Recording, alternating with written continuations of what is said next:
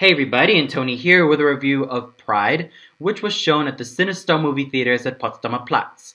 The film was directed by Matthew Warchus, it was produced by David Livingston, it was written by Stephen Beresford, and it stars Bill Nighy, Imelda Staunton, Dominic West, Patty Considine, Andrew Scott, George McKay, Joseph Gilgun, Ben Schnetzer, Jessica Gunning, and Faye Marze.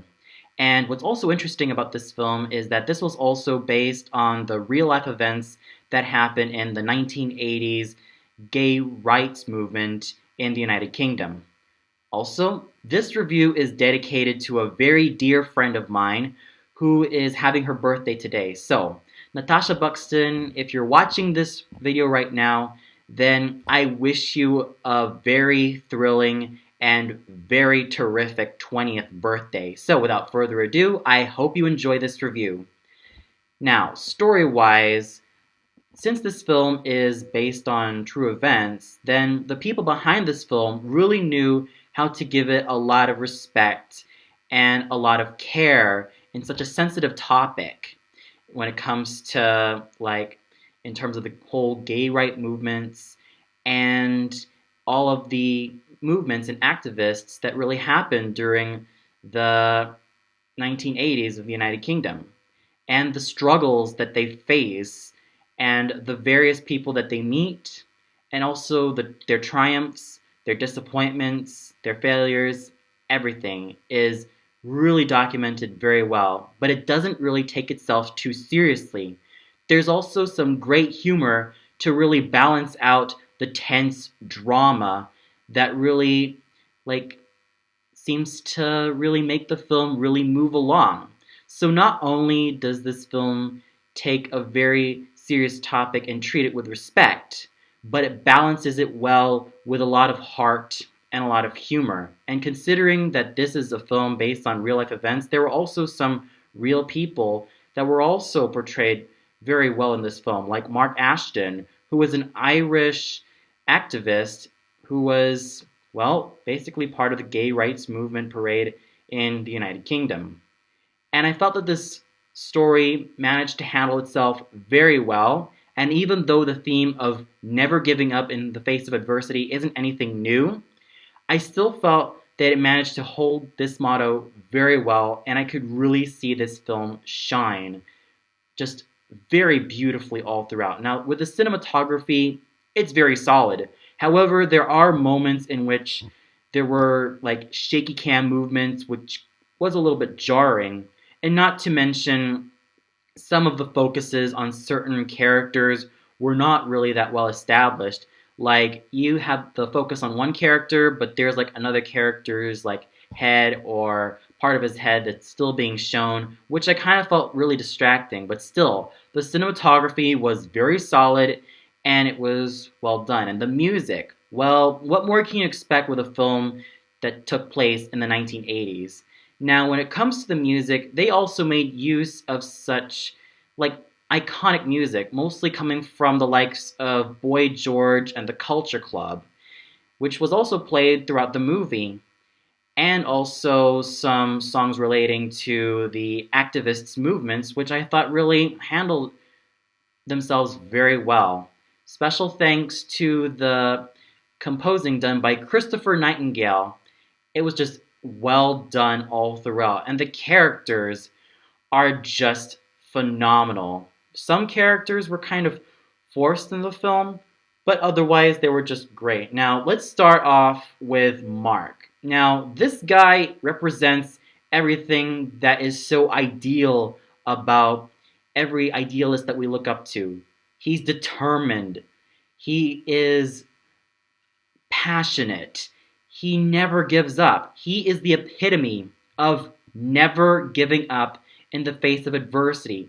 Yes, he faces challenges every day with an open mind and an open heart. And you could really see the passion in his eyes, and you could really see just how infectious this passion is in order to liven up his teammates and really get a move on in what their main goal is, to really spread the word that, well, gays, lesbians, and the minors are also people too, and are also part of society, and they really deserve a place there. So he really tries his hardest to really just fight for his cause and fight for what he believes in. That is what I really like about Mark. And Joe, well, I'm sure that he's very relatable to a lot of young people, especially people who are like in their 20s or currently in their 20s, almost like me. Well, Joe represents someone who is currently living with his family or even is living under their roof and is, well, still a college student and feels like he has to please his parents by being a good example for them and by preserving their reputation. But behind their backs, he has taken part of the gay rights movement, and, well, he kind of is the type of character that we can either sympathize or empathize with. Yes, he does try his hardest to really balance or really choose between the loyalty of his fellow activists, his sexuality, or even the reputation that he has with his parents. And it's very difficult for him. And we kind of feel the same way because we all have our dreams and desires, but sometimes society kind of puts us down. And with Joe Cooper, I definitely felt that with him. He's an example of how young people really try to break out from their shells and really try to live free and independent lives. And then we have Shan. Now, Shan is another likable character in this film.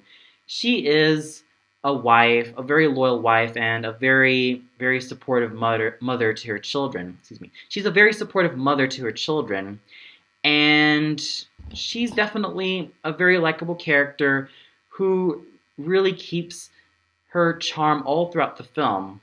And then we have Hamina.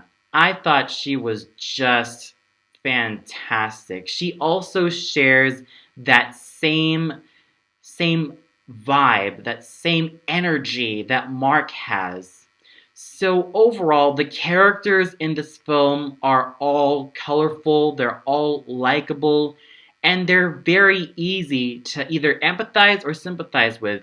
The only character that I kind of felt that was kind of forced in the film was none other than Maureen, because, well, I guess it's safe to say that the film kind of needed an antagonist.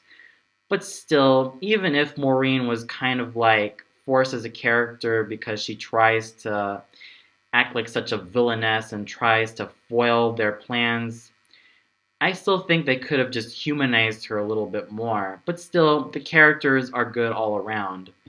And sure, there were certain characters that could have had a little bit more development, like with Gethin, and in terms of his relationship with his mother.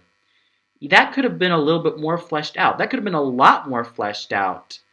But still, the film's characters are just well done all around. And the same thing I can say about the acting. Now, Ben Schnetzer as Mark was just awesome. And his Irish accent was totally believable that I almost forgot that this guy was American. What more can you expect from someone who was studied at the very prestigious Guildhall School of Music and Drama?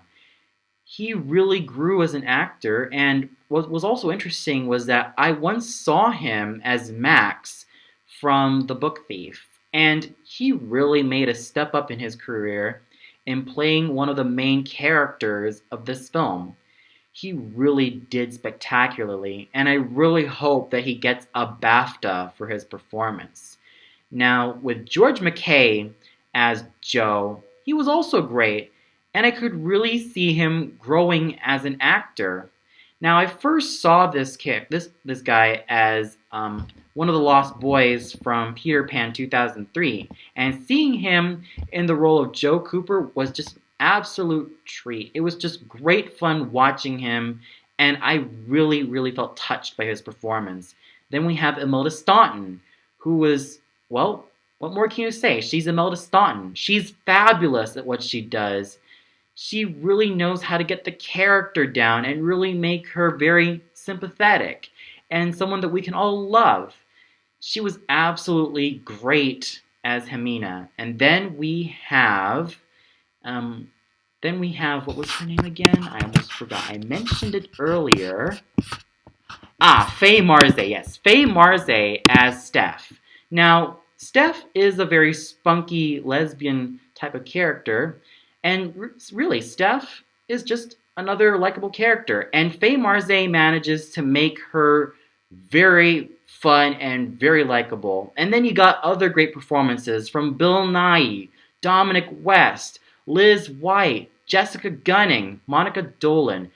They were just all fantastic. So overall, this is a solid watch. The characters are great. The music is memorable. The cinematography, though it needs a little bit of work in terms of its shaky cam and in terms of its focus, is still solid. And even though the story isn't really anything new, it still manages to weave itself very well. And even though some of the characters do need a little bit more development, it's still a solid film all throughout. So overall, I'm going to give this film a well-deserved 4 out of 5 stars. It is worth watching.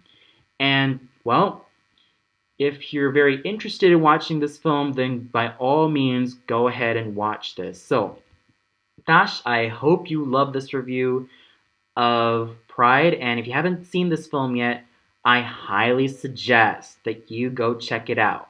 You won't be disappointed. There are a lot of likable characters, the writing is strong, and the movie in general is just worth watching. Well, that's all for now. I don't really have any other plans to review anything like a new movie review or a new opera review, given the fact that I have a very busy schedule. Like, I got a lot of rehearsals at school, I got a lot of rehearsals outside school, so I'm basically very busy. But I will be back this Christmas break with some more movie reviews, so stay tuned for those as well. So until then, this is Antoni signing off and wishing you all a good night. And Tash, I hope you have a very happy birthday.